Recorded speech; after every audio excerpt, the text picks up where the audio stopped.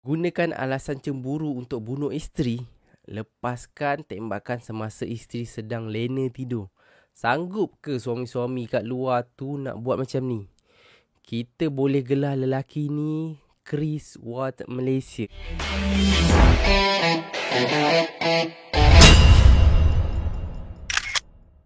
Isteri tuntut cerai, mayat dimasukkan dalam tong dan kubur digali guna jengkaut. Kain cadar dijadikan kafan. Tong plastik dijadikan keranda. Lubang sedalam 2 meter dijadikan kubur. Kejadian ngeri pembunuhan ala filem Hollywood.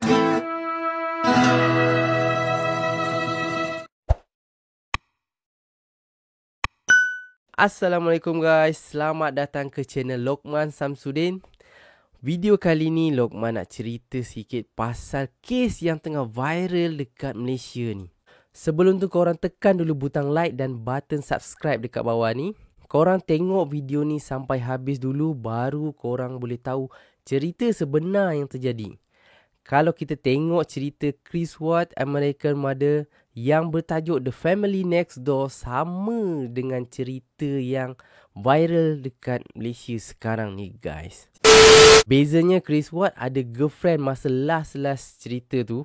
Tapi yang kat Malaysia ni sebabkan cemburu dengan isteri sendiri merangkap sebagai pembunuh suami durjana. Beza kan? Kalau kita fikirkan semula, ada ke pembunuh yang nak bercakap benar ataupun jujur? Mesti bohong punyalah. Kalau tak, takkan dia jadi pembunuh. Betul kan? Okey, kat sini Lokman nak rungkaikan apa yang terjadi di sebalik cerita ni. Kes ni berlaku di Johor Bahru, di ladang serai yang terletak di Bandar Penawar. Apa-siapa yang tak tahu kat mana Bandar Penawar ni, mesti korang tahu Pantai Desaru. Betul kan? Kat situlah. Okey, kes ni berlaku di rumah mereka yang terletak di Taman Saujana Kota Tinggi. Pada pukul berapa tu, Lokman tak pasti dan tak dapat maklumat.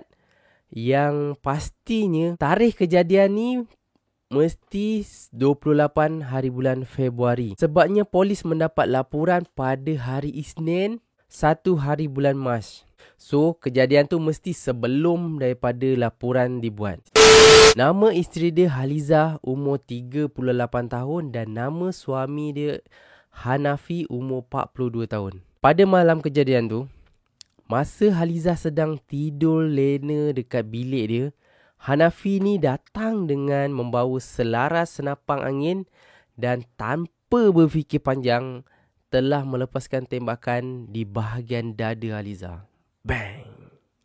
Lebih kurang macam tu lah. Tapi korang kena faham, waktu lewat pagi ada bunyi tembakan. Mesti ramai yang dengar. Lepas je dia tembak bini dia tu, dia terus balut mayat Haliza dengan kain cadar yang ada di katil dia tu lah. Dan masukkan mayat ke dalam tong air yang berwarna biru. Yang besar tu macam kes ni lebih kurang macam kes adik Amir lah. Bila dah masukkan jenazah dengan kemas je, Hanafi terus masukkan ke dalam kereta Pajero kesayangan dia tu. Tapi Hanafi ni tak angkat tong tu sorang-sorang tau. Hanafi ni minta bantuan daripada kawan karib dia yang berusia 32 tahun dan merupakan jiran dia sendiri.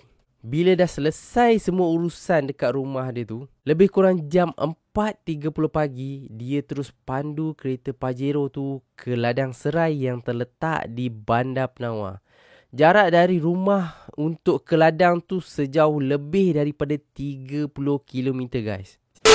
Sampai je dekat ladang tu, dia terus masukkan jenazah Haliza ke dalam lubang yang telah dia galikan menggunakan jengkaut. Lubang yang dia gali tu kira-kira 2 meter dalam.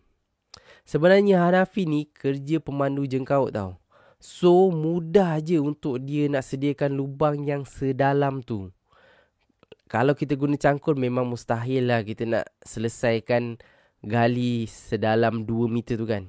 Lagi satu, ladang ni mungkin dia ada share dengan kawan dia. Sebabnya dalam FB dia ada gambar-gambar yang menunjukkan dia mengusahakan tanaman serai itu dan ada membawa anak sulung dia tu ke ladang tersebut. Selepas laporan dibuat pada hari Isnin 1 Mac, Hanafi telah ditahan untuk siasatan dan dia memberitahu polis yang Halizani keluar rumah pada pukul 2 pagi dan tidak balik sampai sekarang. Ada perselisihan faham antara dia dan Haliza, iaitu pergaduhan kecil lah kan.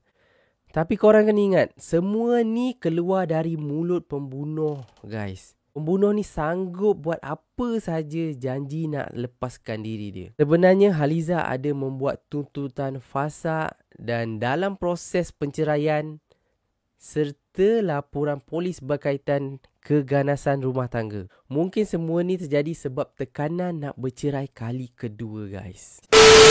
Haliza ni sebenarnya isteri kedua Hanafi dan ada 2 orang anak lelaki. Mereka dah berumah tangga selama 8 tahun guys. Dan anak sulung mereka berumur 4 tahun bernama Muhammad Dayan Faiq. Dan lagi seorang tu Muhammad Dafa Faiz berumur 2 tahun guys. Kecil-kecil lagi. Kesian aku tengok dengan anak dia ni. Isteri kedua Hanafi ni kalau tak silap Lokman lah, dia berada di Pahang dan ada 2 orang anak juga guys. Seorang lelaki dan seorang lagi perempuan. Nama tu Lokman tak pasti. Hanafi ni sebenarnya ada 2 rekod jenayah lampau. Dia telah mendatangkan kecederaan pada orang lain. Lagi satu, dia menyimpan senjata api tanpa surat dan polis sedang membuat siasatan dari mana dia dapatkan senjata berkenaan. Hanafi dan kawan dia ni disiasat mengikut Seksyen 302 Kanun Keseksaan dan Seksyen 36 Akta Senjata Api 1960 guys. Semoga Hanafi ni mendapat hukuman yang setimpal dengan apa yang dia dah buat. Lokman dapatkan semua cerita ni dari sumber yang bertulis dan dipercayai. Terima kasih guys kerana menonton video Lokman ni sampai habis dan see you on the next video. Bye bye.